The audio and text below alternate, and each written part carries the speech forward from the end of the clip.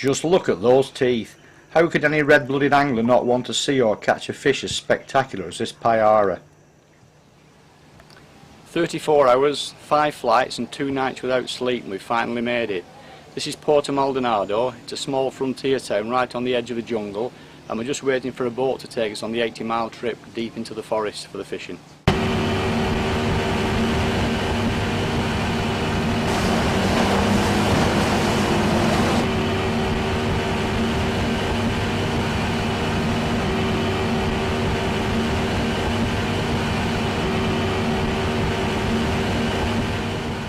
We're just coming up to a patch of large volcanic rocks overlooking an area of rapids.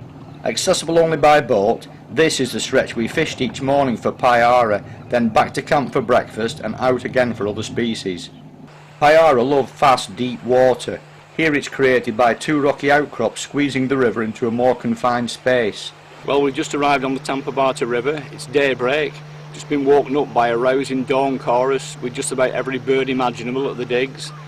As I say, it's about 6:30. The sun's just coming up. Going to make a beautiful day. I think, well, we just feel lucky. We'll give it a go. Our guide for the trip is Marcel Gondonau from Sport Fishing Peru. So tell me, Marcel, what do you think of the chances of catching a Payara today? Good morning, Phil. Yeah, the conditions on the river are very good.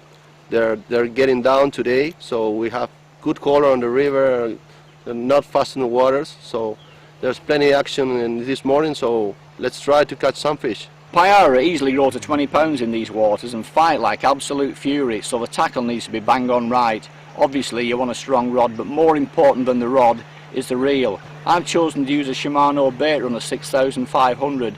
2 reasons mainly. One is that it's got a large handle, and when you're winding in a lure that's got a very big lip, a deep diving lure, it's very, very difficult against the fast flow to get the thing in, so you need plenty of cranking action. But more important than that is the drag on it. The dragging system on these reels is absolutely fabulous.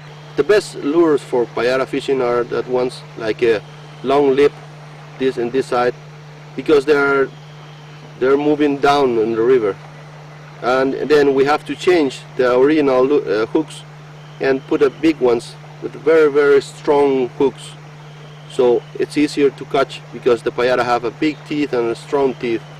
Marcel and I concentrated our efforts on the area of main flow. Herman, on the other hand, decided to try the other side of the creek.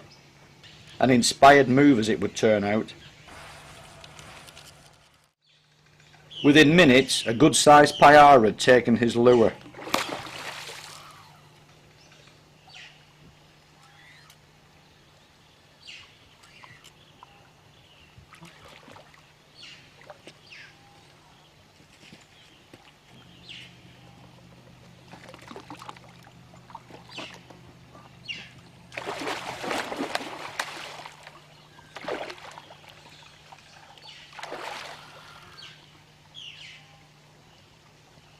The video footage here has been heavily edited to get as much action as possible into the film, but I can tell you that this fish was a real handful for a good 20 minutes at least.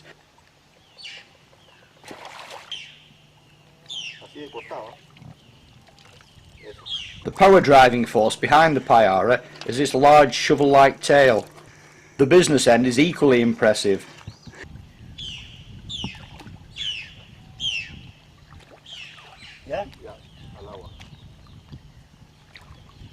As ever, the key to success is perseverance, keeping the lure in the water for as long as possible. Eventually, that persistence paid off.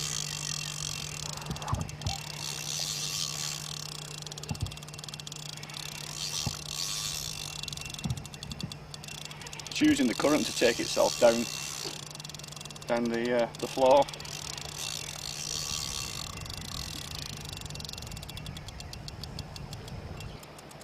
With the fierce flow of the river and not wanting to over-tighten the drag, a stalemate situation was developing.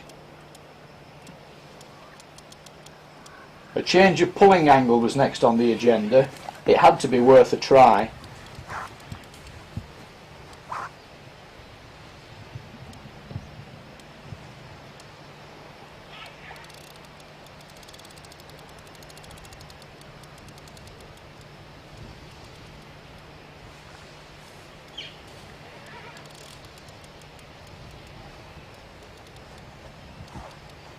Some adjustment to the drag, coupled to the change in direction, did seem to be paying dividends.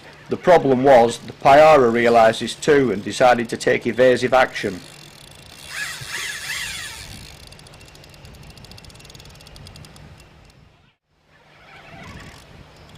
The line on the reel was heavy-duty Shimano Antares braid, more than capable of dealing with this and anything else swimming in these waters. My big concern was pulling a light hook hold, particularly with the unforgiving non-stretch nature of this line. I was trying to work the fish into the slacker water in this little bay.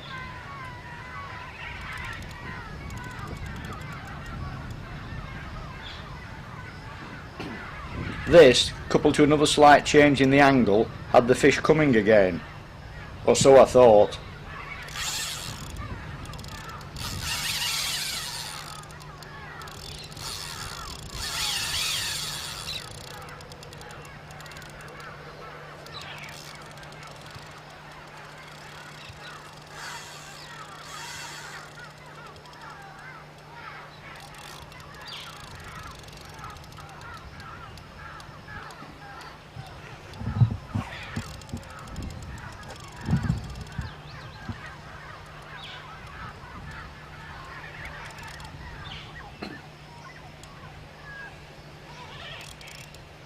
Very powerful fish. Without doubt, the most powerful and dogged freshwater fish I had ever come across.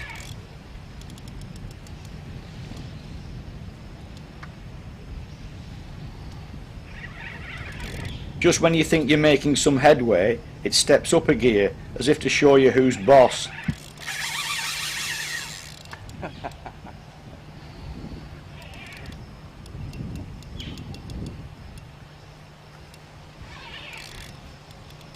As long as this piece of action might appear to be, it's not shown here in real time, which must have been 20 minutes at the very least.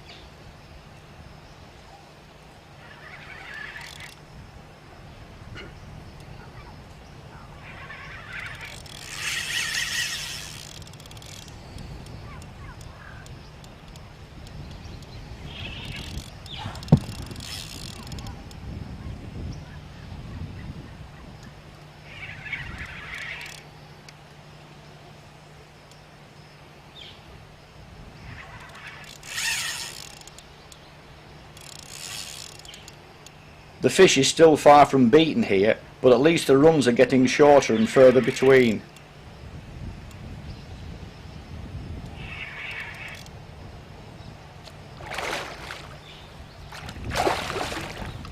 Actually seeing the fish break surface for the first time was the most nerve-wracking moment in the entire encounter.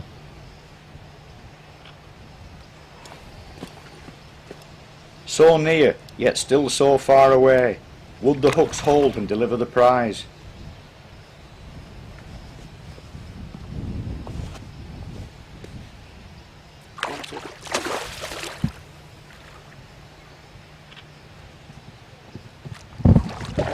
It's always an anxious time when a fish breaks surface and starts thrashing about in fresh air, but having seen the encounter survive these and a few other hairy moments, I was feeling increasingly confident about the final outcome.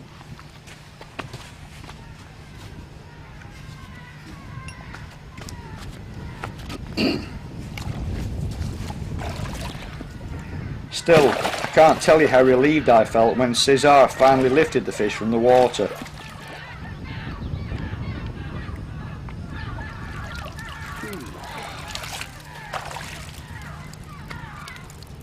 Can I?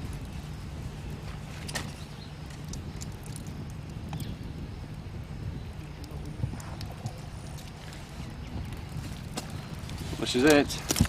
This is the Payara, one of the hardest fighting game fish in the Amazon region. Look at those teeth. The weight of this fish was estimated by Marcel at 8 kilos or around 17.5 pounds. Not that it matters. Like all Tampa Bata Payara, after some revival assistance, it was released immediately.